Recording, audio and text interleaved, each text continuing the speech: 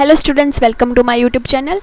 Last lecture में हमने human resource accounting का introduction, meaning, definition, objective, development of the concept and the historical score card को in detail अच्छे से cover करा था।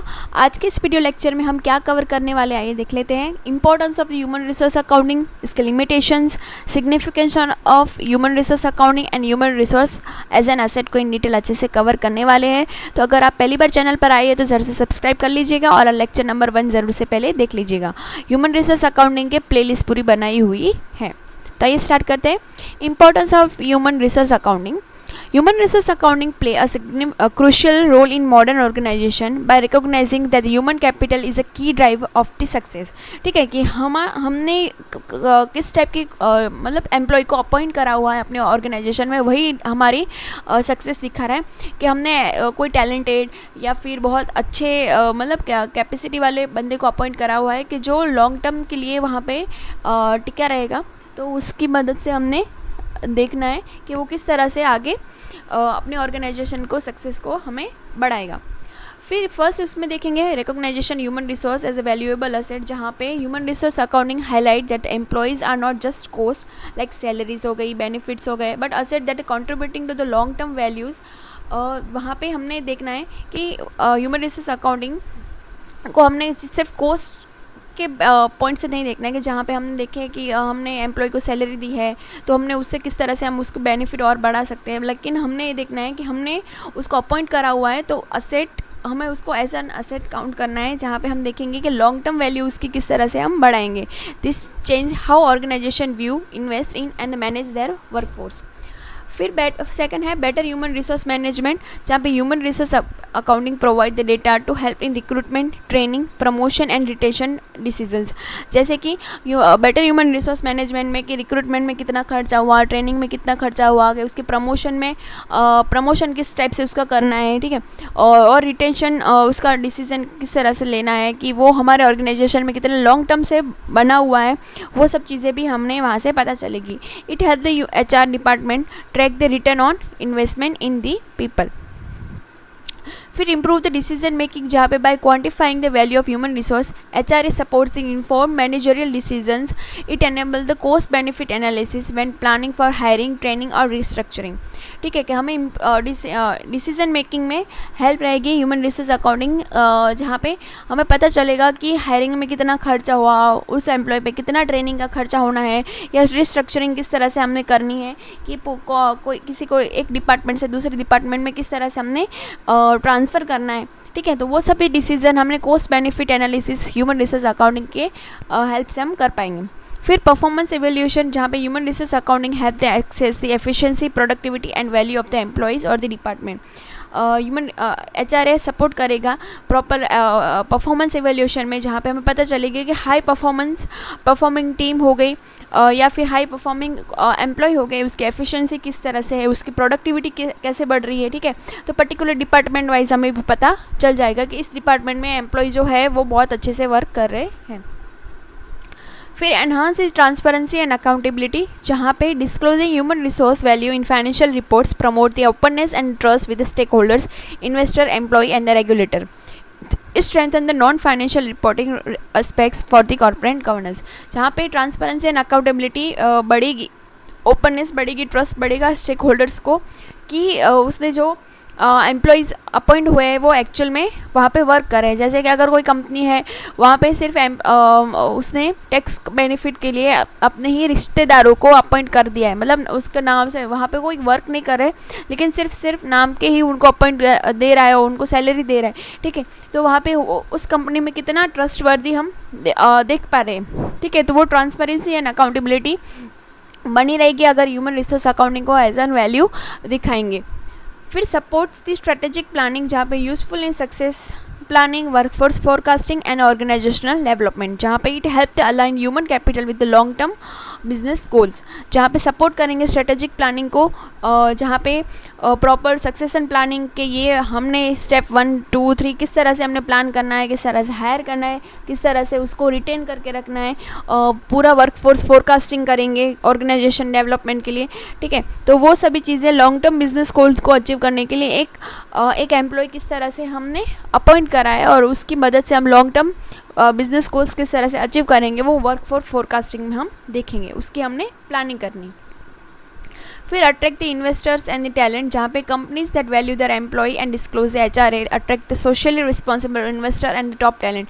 ठीक है, अगर हमने एचआरए को एज अ बैलेंस शीट हमने दिखाना स्टार्ट कर दिया, जो टॉप टैलेंटेड लोग हैं वहाँ पे एम्प्लॉय है, या फिर वहाँ पे इंटरनली वर्क करने वाले हैं, या फिर एक्सटर्नली वर्क कर रहे हैं लोग, उनको लगेगा कि हमारी भी वैल्यू काउंट हो रही है, हमें भी डिस्क्लोज करा जा रहा है, तो वो और भी ज़्यादा अच्छे से वर्क करेंगे। या तो और सोशली रिस्पॉन्सिबल इन्वेस्टर है, वो उस टाइप की कंपनी में इन्वेस्ट करना पसंद करेंगे जो लोगों की वैल्यू कर रहे हैं। ठीक है, तो it reflect the strong internal culture and commitment to the employee development.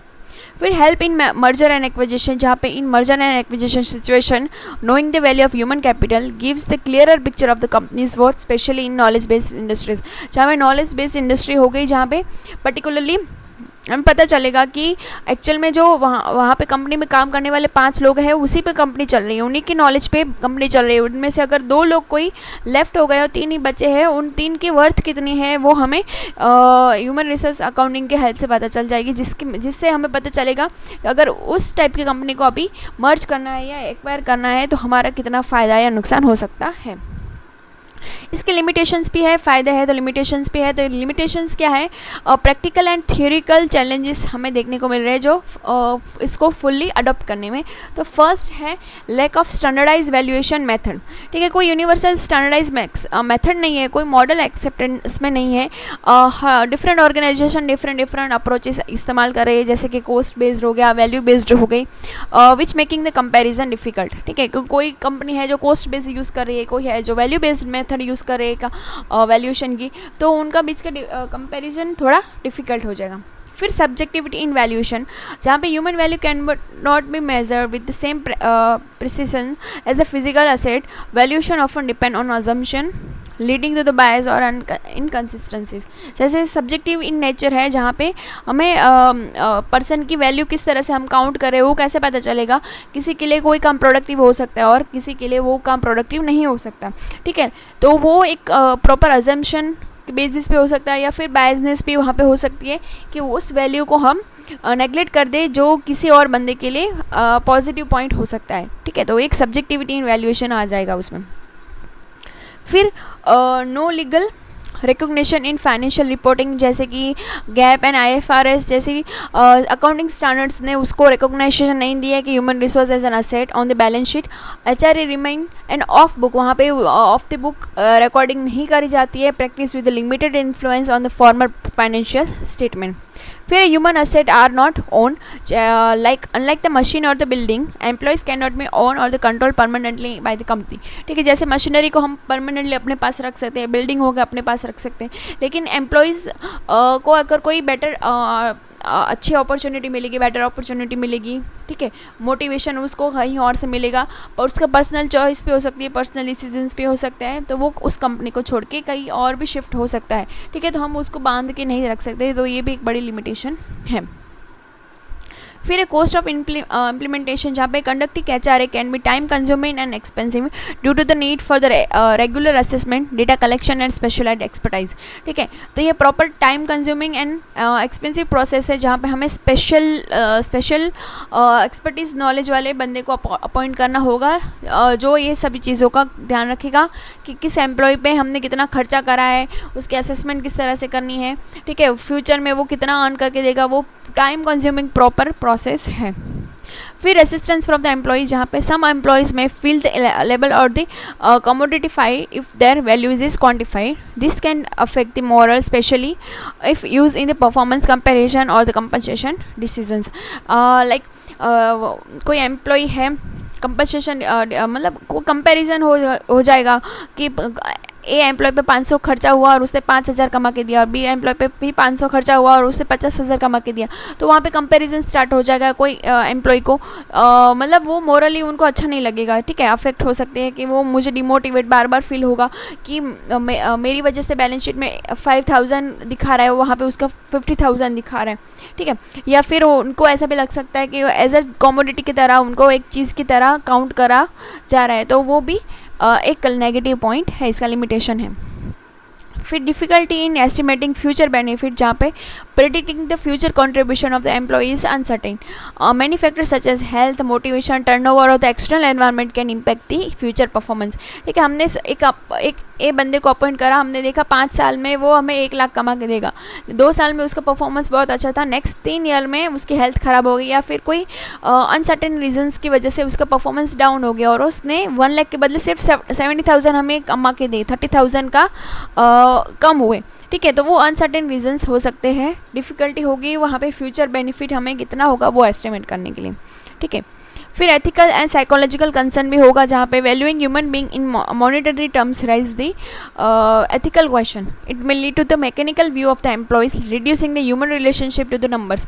ठीक है, हम एक मशीन और एक मैन को हम कंपेयर कर रहे हैं ऐसा लग रहा है, तो वो अनएथिकल है। ठीक है, हमें उसको एथिकल क्वेश्चन हो जाएगा कि मशीन और मैन को हम एक ही तराजू में तोल रहे हैं ऐसा लग रहा है।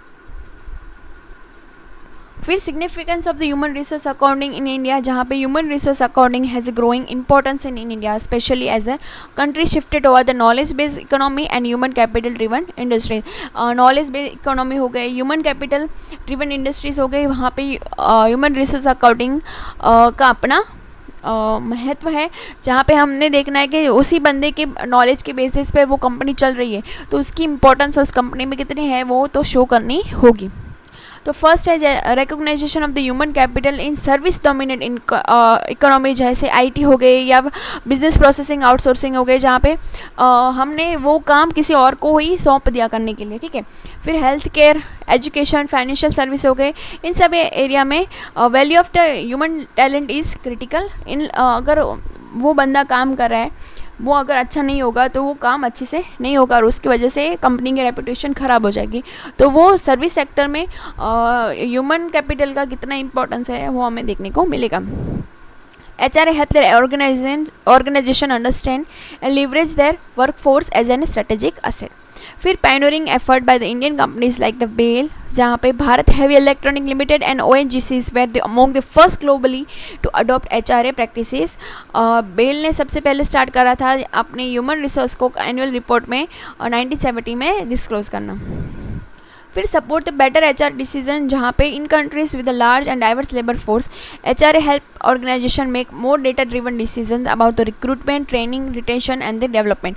ठीक है, जहाँ पे इंडिया जैसी कंट्री जहाँ पे सब लेबर फोर्स हमें सबसे ज़्यादा देखने को मिलेगा, वहाँ पे एक बंदे को अपॉइंट करने का कितना रिक्रूटमेंट का खर्चा, उसके पे ट्रेनिंग का खर्चा, उसको रिटेन करने का खर्चा, उसका डेवलपमेंट का खर्चा, ये सब खर्चे का डिसीजन HRA लेगा, जिसमें ह्यूमन रिसोर्स अकाउंटिंग उसको हेल्प करेगा। फिर एनहांस द कॉर्पोरेट ट्रांसपेरेंसी, जहाँ पे ट्रांसपेरेंसी मेन है, which build the trust among the stake holders specially in the publicly listed और गवर्नमेंट ऑन एंटरप्राइजेस। फिर promote the investment in employee development, जहाँ पे human resource accounting encourage the companies to view spending on the training and welfare not as an expenses but as an investment in the future productivity. ठीक है, वहाँ पे promote करेगा employees के development के लिए कि हम एम्प्लॉय पे जितना भी खर्चा कर रहे हैं ना, वो उसको एक्सपेंस की तरह हम ना ट्रीट करके फ्यूचर में आने वाले उससे फ़ायदे को देखें, उस पर फ्यूचर से होने वाले उसकी प्रोडक्टिविटी को हम देखें एज एन इन्वेस्टमेंट, उसको खर्चे को काउंट करें।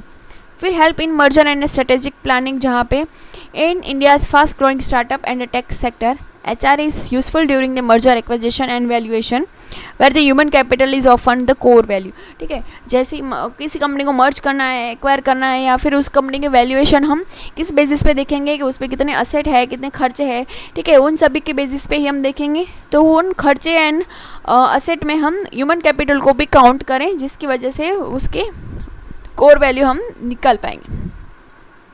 फिर human resource as an asset, जहाँ पे traditionally accounting treat the expenditure on the employees such as the salary, training and the recruitment as an expenses. However, modern management and the accounting principles increasingly view human resource as a valuable assets just like machinery, building or the patent। ठीक है, expenses में count करेंगे, जहाँ पे salary हो गई, मतलब जो ट्रेडिशनल अकाउंटिंग था वो सैलरी, ट्रेनिंग, रिक्रूटमेंट उनको एज ए खर्चे के तरह काउंट करता था, ना कि उनके इन्वेस्टमेंट की तरह काउंट करता था। तो modern management and accounting principle ने ह्यूमन रिसोर्स को वैल्यूएबल एसेट की तरह काउंट करा है। किस तरह से? What does it mean to consider human resource as an asset? Like employees contribute to the long term value creation. Long term value creation में एम्प्लॉय ही हमारी हेल्प करेंगे। Investment in people like training, development and retention provide the future economic benefit.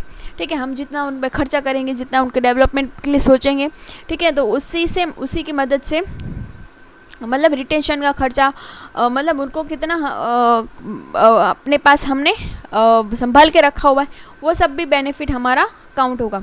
फिर skill, motivated and experience employees enhance productivity, innovation and profitability. जितने अच्छे skill employ होंगे, motivated, self motivated employ होंगे, experience employ होंगे, तो automatically उस organisation की productivity बढ़ेगी, इनोवेशन स्ट्रेटेजी बढ़ेगी, प्रॉफिटेबिलिटी इंक्रीज होगी। Why human resource quantify as an asset?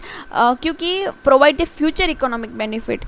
फिर it control or managed by the organization. It result the past transactions or the investment, and human resource meet all this criteria through they are not owned, they are employed, developed and utilized to the produce value over the time. हमने human को as an asset count कर रहे हैं, लेकिन हमने उसको खरीद नहीं लिया है, वो हमें ध्यान रखना है कि उसको हमने एम्प्लॉयड करा है, उसको हमने डेवलप करके रखना है, उसको प्रॉपरली हमने यूटिलाइज़ करना है, और उसको हमने अपने पास किस तरह से वैल्यू क्रिएशन हम कर सकते हैं वो हमने देखना है। एग्जाम्पल देखें तो ट्रेनिंग प्रोग्राम हो गए जहाँ पे increase the employees efficiency which increase the future for the future benefit. फिर retention of the skill staff reduce the hiring cost. ठीक है, हमारे पास जितने स्किल स्टाफ अच्छे से टिका हुआ होगा, मतलब हम बोलेंगे 5 साल 10 साल या 15 साल पुराने जो स्टाफ होंगे, उनको ज़्यादा सिखाना नहीं पड़ेगा, वो तुरंत ही सभी चीज़ें अडॉप्ट कर लेंगे। ठीक है, तो वो हायरिंग कॉस्ट बच जाएगी अगर हमारे पास लॉन्ग टर्म से स्टाफ है। फिर लीडरशिप डेवलपमेंट होगी जहाँ पे prepare the future executive and long term sustainability में भी हेल्प रहेगी। ट्रेडिशनल वर्सेस मॉडर्न व्यू क्या बोल रहा है कि ट्रेडिशनल में एम्प्लॉय को एक्सपेंसेस की तरह काउंट करा जाता था, बैलेंस शीट में रिकॉग्निशन नहीं मिलती थी, and HR cost reduce the profit. ठीक है, उसको कॉस्ट की तरह देखा जाता था, उसे माना जाता था उसकी वजह से प्रॉफिट कुछ होगा नहीं। जबकि मॉडर्न व्यू बोल रहा है कि employees are asset, HR investment build the future value and the sheet considering in internal reporting for the HRA planning. ठीक है, आई होप इस वीडियो से आपको हेल्प मिली होगी। Thanks for watching.